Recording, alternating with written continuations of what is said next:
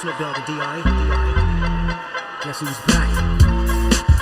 Still doing that shit, for sure. Yeah, check me out. It's still Dre Day, AK.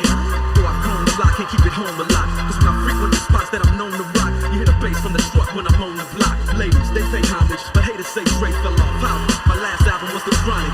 They wanna know if he still got it.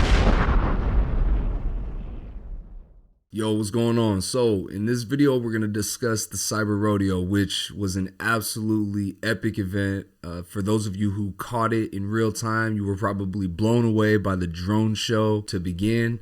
Then Elon comes in the most epic fashion ever. Still DRE in the original Roadster. It was fucking dope. So to begin the event, Elon highlighted the past, present, and future of Tesla. What I think he meant by this was obviously with the past was the original Roadster, how Tesla first came about. Then he started to highlight the present. He mentioned the S, the 3, the X, and the Y. Now, before we get to the future, there's another present item, not the Cybertruck, not the Optimus bot, not the Roadster, not the Semi. There's another product was highlighted in the present that I think a lot of people missed. And it's crazy because the product was right in front of everybody's eyes. What was it? It's the factory. Before Tesla can ever look to the future, they have to remain focused on the right now. They can still look to the past and see how did they come about? How did they initially get into the game? What steps did they take to get there? And I think when we look at that, we see with the original Roadster, there was a lot of inefficiencies there, right? There were a lot of inefficiencies. They were using a Lotus Platform, which they ended up replacing 70+%, I think it is, of the parts on the car to fit that of an electric vehicle, because you can't make an EV out of a gas vehicle. That's the whole point. So that also translated to their factory, right? Their factory out in Fremont is very inefficient, which is ironic because they've created some of the most efficient EVs. Actually, they created the most efficient EVs in the market. And so when you look at the present of what Fremont is, it's kind of like the past. It's where Tesla came from. And now the present is Giga Texas, right? This is a very important point because I think if Tesla already had the lead in EVs at the far less efficient factory than what they have at Giga Texas, what is that going to say about their lead in the EV game now and into the future? And looking at Giga Texas, there's phase one. Phase one is what we see today, the completed factory. About 20 months from the time that they broke ground to the time of delivering the first Model Ys, which was at that event. So that took about 20 months. What's so dope about creating something, once you've created it, you can now replicate it. And in replicating something, doing something again, you're likely to find ways to improve upon that thing. This is somewhat of a wash, rinse, repeat type of ordeal that they have with the Gigafactory out in Texas and the Gigafactories in the other jurisdictions that they have, being Berlin and also out in Shanghai. But you have this, this piece, this product. And now you say, okay, let's go ahead and replicate that product. I think if you can reduce the time it takes you to create that factory by, let's say, 20 to 30%, right? If you can reduce the amount of time it takes. Now, keep in mind, there were supply chain shortages, there was COVID, all these factors were at play that were preventing Tesla from reaching, maybe their optimal speed in their first Gigafactory. But again, it was their first one. Now let's give them the benefit of the doubt. And let's say now that they have Gigafactory 1 out in Texas completed, now it's time for Gigafactory 2. If they can reduce that 20 months by 20 to 30%, that'd be equivalent to 4 to 6 months. So 4 to 6 months out of 20 is you're looking at about a year and a half, right? A little over a year to reproduce another factory. What's crazy about this idea is that the factories each produce about 1 million vehicles. They have the production capacity for 1 million vehicles each.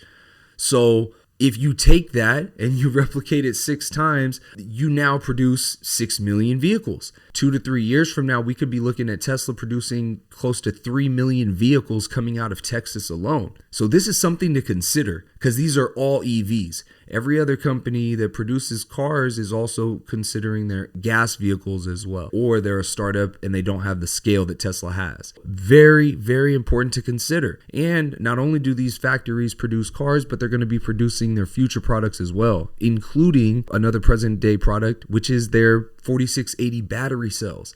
And we know that there's a battery shortage going on. We know that there's a limitation on mined materials for those batteries, such as lithium, nickel, cobalt, whatever. There's all these different materials that there's shortages on, or it's inefficient in the mining process, or it's too dangerous, uses child labor, whatever it is. Tesla has already identified those issues. The first step in remedying a problem is identifying that the problem exists. And Tesla identified the problem of a battery shortage years before other manufacturers even began going all in on EVs. So they hold a strategic advantage in that regard. Something to keep in mind when we're looking at Tesla's growth again into the future. So, like I said, Giga Texas could be the North American hub for Tesla, production and exports. They could be sending these vehicles like they do to Canada, down to Mexico, and obviously all throughout the United States. And this is where they're going to be producing, obviously Elon talked about a lot in this event.